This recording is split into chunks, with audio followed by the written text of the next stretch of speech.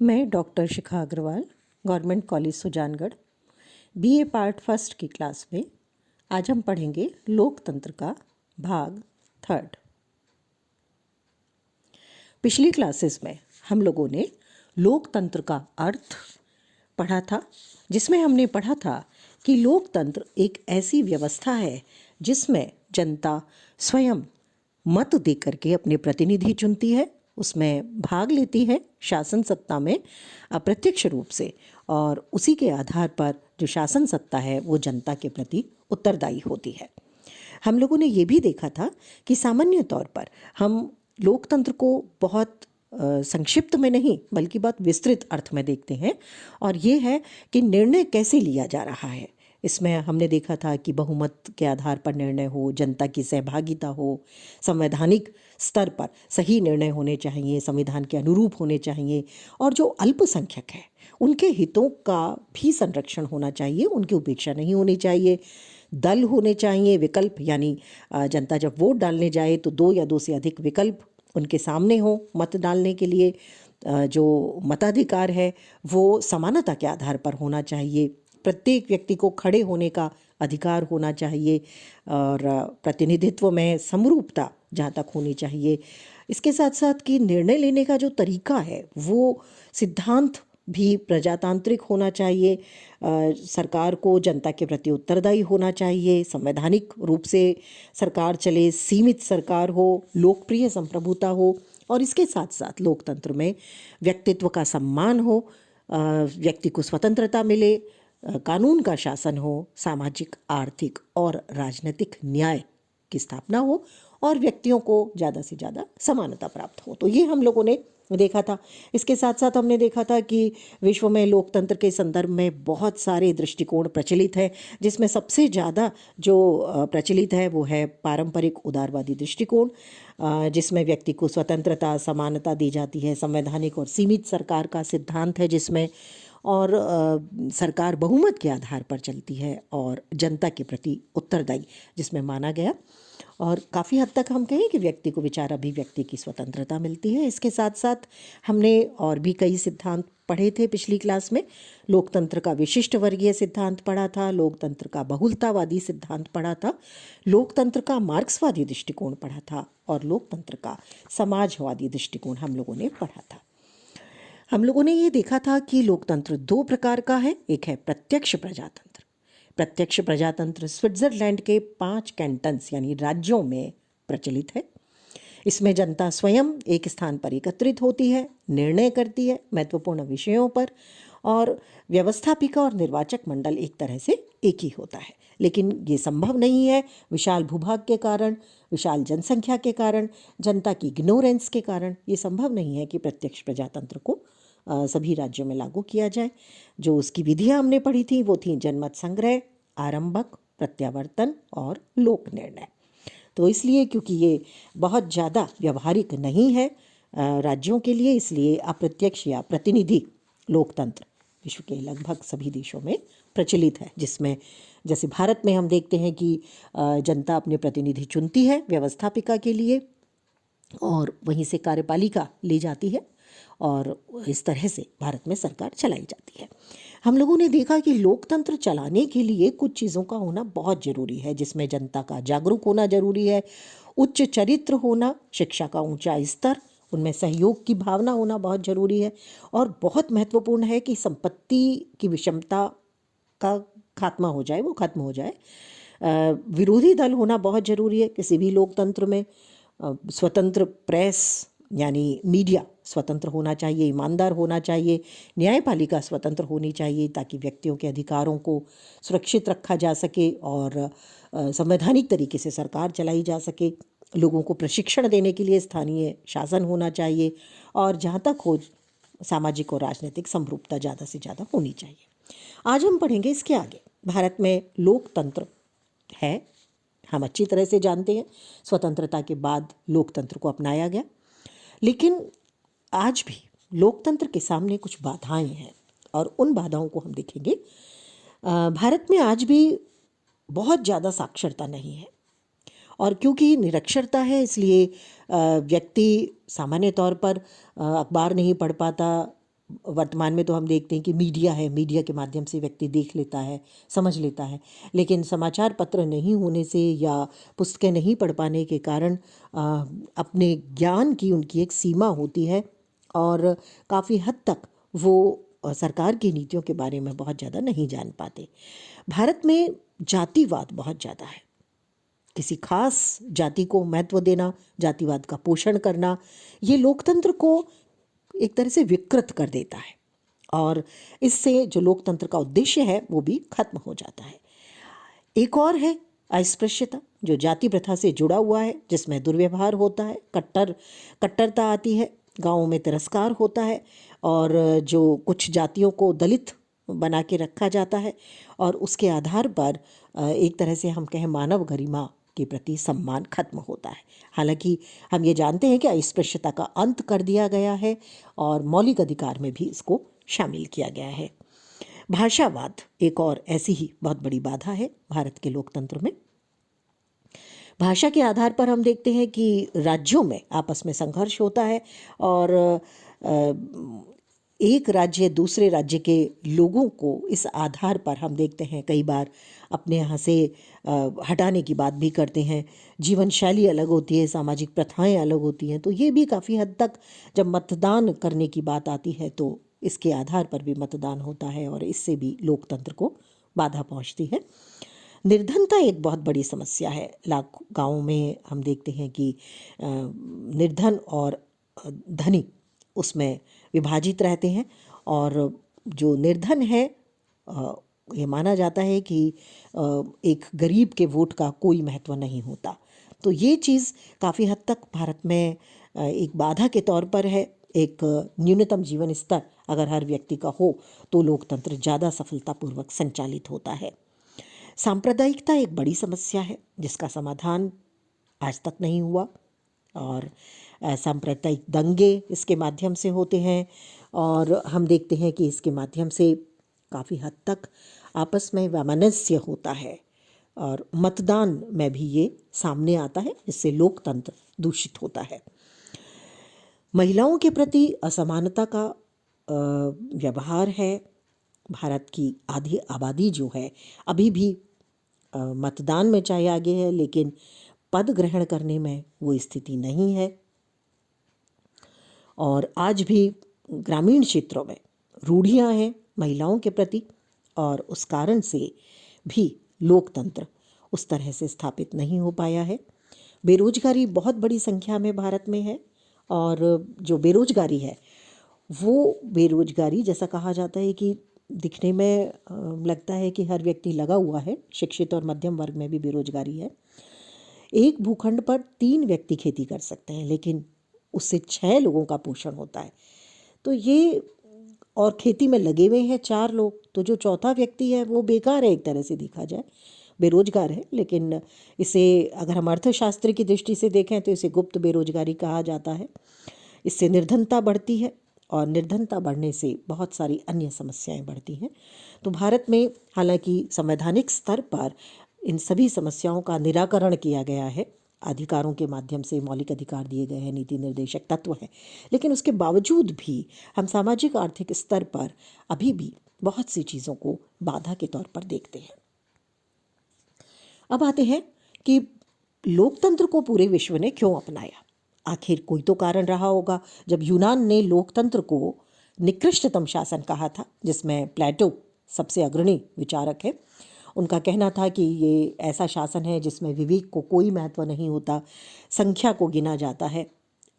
तो उसके बावजूद आज विश्व में एक सर्वोत्तम प्रणाली के रूप में इसको देखा जाता है। तो इसके गुणों की विवेचना हम लोग करेंगे। सबसे पहली बात है कि लोकतंत्र में व्यक्ति को स्वतंत्रता और समानता मिलती है। सभी नागरिक समान रूप से मताधिकार का प्रयोग करते हैं। सभी नागरिक एक योग्यता, निश्चित योग्यता प्राप्त करने के बाद में किसी पद को प्राप्त कर सकते हैं। तो जो समानता का व्यवहार है, इससे मानव के व्यक्तित्व की गरिमा बढ़ती है, उसको सम्मान मिलता है। इस आधार पर लोकतंत्र उच्च आदर्शों पर आधारित है। ये जनता का कल्याण करता है, विशेष वर्ग के हित का साधन नहीं है। सभी व्यक्तियों को समान रूप से आगे बढ़ाने की कोशिश करता है। तो ये एक बहुत महत्वपूर्ण बात है, क्योंकि इसमें जन संप्रभुता है, जनता में संप्रभुता निहित है। जनता ही सरकार बनाती है और अगली सरकार आएगी कब गिरेगी ये सब चीज़ें भी जनता ही निर्धारित करती है। लोकमत पर आधारित है ये, क्योंकि जनता को अधिकार है कि उसके हित का ध्यान रखा जाए। दलों को वो नियंत्रित करती है। दल और दबाव समूह जनता के हितों के आधार पर कार्य करते हैं और सरकार से उसी आधार पर दबाव डालकर कार्य कराते हैं। जनता के हाथों में निर्वाचन एक बहुत बड़ा अस्त्र है, जिससे कि कोई भी शासक निरंकुश नहीं बन पाता। इसी तरह से लोकतंत्र एक ऐसी व्यवस्था है जिसमें हर व्यक्ति को राजनीतिक प्रशिक्षण प्राप्त होता है। जब चुनाव आने वाले होते हैं या उससे पूर्व भाषण और समाचार पत्रों के माध्यम से विचार विनिमय होता है। राजनीतिक शिक्षा राजनीतिक दलों द्वारा भी दी जाती है। जैसा कि C.D. बर्न्स ने कहा, सभी प्रकार का शासन शिक्षा प्रदान करने की एक पद्धति है, परंतु आत्मशिक्षा ही सर्वोत्तम शासन है जो लोकतंत्र है। यानी लोकतंत्र वो शासन है जिसमें व्यक्ति स्वयं शिक्षा प्राप्त करता है और स्वशासन से रूबरू होता है, स्वशासन को समझता है। एक बहुत महत्वपूर्ण बात है इसमें, देखिए, जहाँ राजतंत्र है वह राजा के खिलाफ क्रांति हो जाती है, उसको मार दिया जाता है, क्योंकि राजा का कोई निश्चित कार्यकाल नहीं होता। इसी तरह से अगर कोई आतताई शासक सत्ता को हथिया लेता है, कोई निरंकुश शासक हथिया लेता है, तो उसको हटाने का भी एकमात्र तरीका होता है उसको मार देना या उसको उसके विरुद्ध क्रांति कर देना। लेकिन लोकतंत्र की एक बहुत अच्छा गुण है कि उसमें जो परिवर्तन है वो शांतिपूर्ण तरीके से मतपेटी के माध्यम से किया जाता है। यानी अगर सरकार को बदलना है तो मत डाल करके बदला जा सकता है। तो क्रांति की संभावना लोकतंत्र में लगभग खत्म हो जाती है। ये एक बहुत महत्वपूर्ण बात है। बहुसंख्यक जनता अगर सरकार से असंतुष्ट है तो वैधानिक तरीके से उसको हटा सकती है। एक परिवर्तनशील शासन व्यवस्था के रूप में लोकतंत्र सामने आता है। अगर वो लोकमत के अनुकूल नहीं है, जनता के हितों के अनुकूल नहीं है, जनता को रास नहीं आ रहा, तो निर्वाचन के माध्यम से सरकार को बदला जा सकता है। इस तरह से अगर हम देखें तो ये एक गत्यात्मक शासन प्रणाली है, यानी जिसमें शांतिपूर्वक परिवर्तन किया जा सकता है और देश की प्रगति को आगे बढ़ाया जा सकता है। इसी के साथ साथ देश प्रेम की भावना इसमें होती है, क्योंकि आम जनता जब वोट डालने जाती है, सरकार चुनती है, तो सरकार के प्रति उसमें लगाव होता है, वो सरकार के साथ रहती है, सरकार के जो निर्देश हैं उनको मानती है, क्योंकि उसने उसको चुना है, जब तक कि सरकार कोई ऐसा ही आदेश ना दे जो उसके हितों के विपरीत है। तो इसलिए इसमें राष्ट्र प्रेम भी काफ़ी हद तक बना रहता है। क्योंकि जनता स्वयं अपनी सरकार को चुनती है, इसलिए उसमें भी उत्तरदायित्व की भावना रहती है। हर व्यक्ति वोट डालता है, उसमें आत्मविश्वास आता है कि सरकार उसने चुनी है, और कर्तव्य पालन की भावना का भी विकास होता है।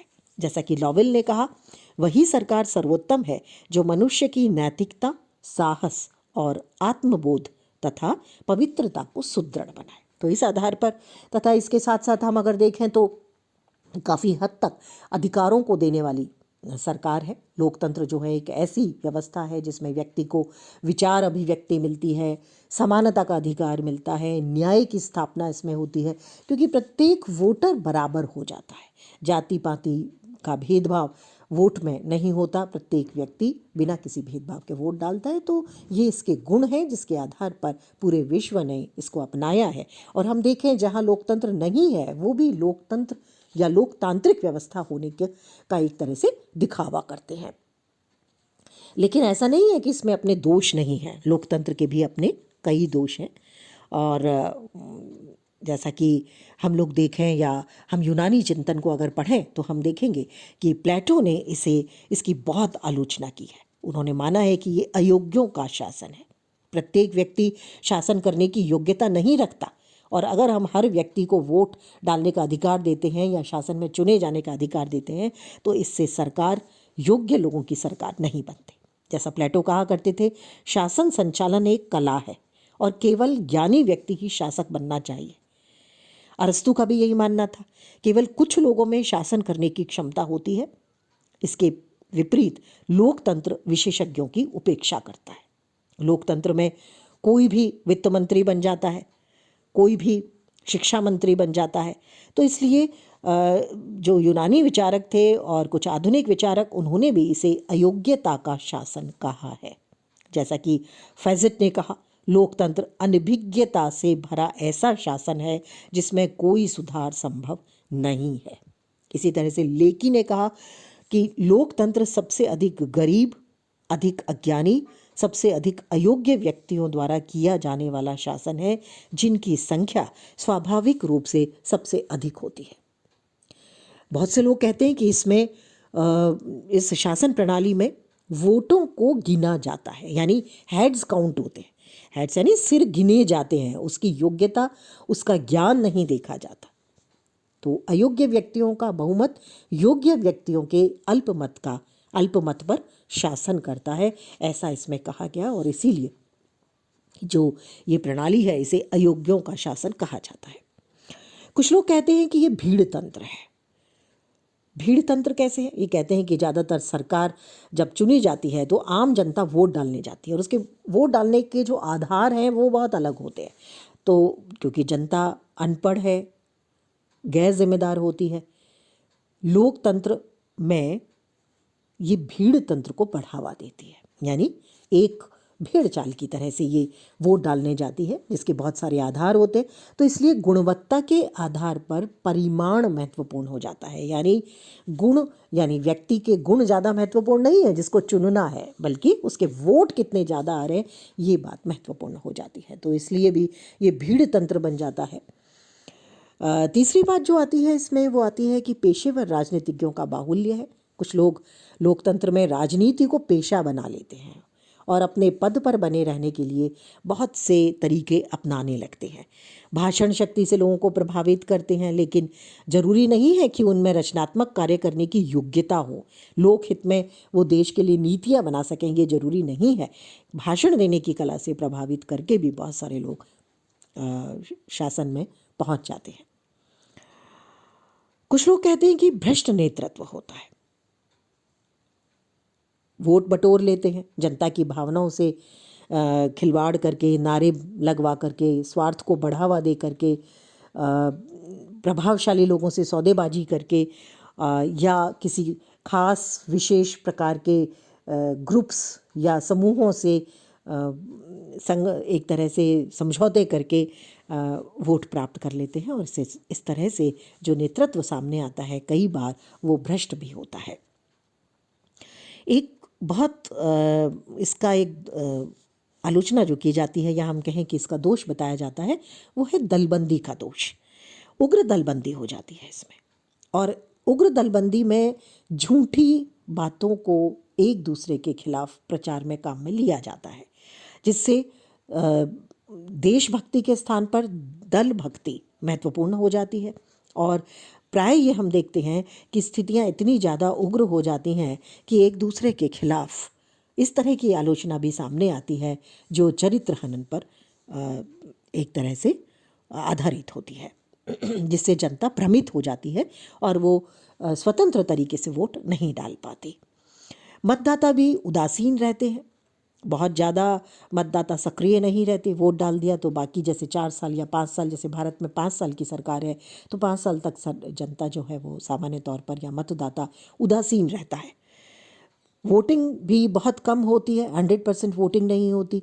70% तक जैसे भारत में देखा जाए तो मैक्सिमम 70% होती है, वो भी बहुत कम इलाकों में होती है। अन्यथा हम देखते हैं 50-55% से लेकर के 65% तक, 68% तक मतदान होता है। तो ये मतदान ये बताता है कि लोकतंत्र में हर व्यक्ति सक्रिय रूप से सहभागी नहीं है।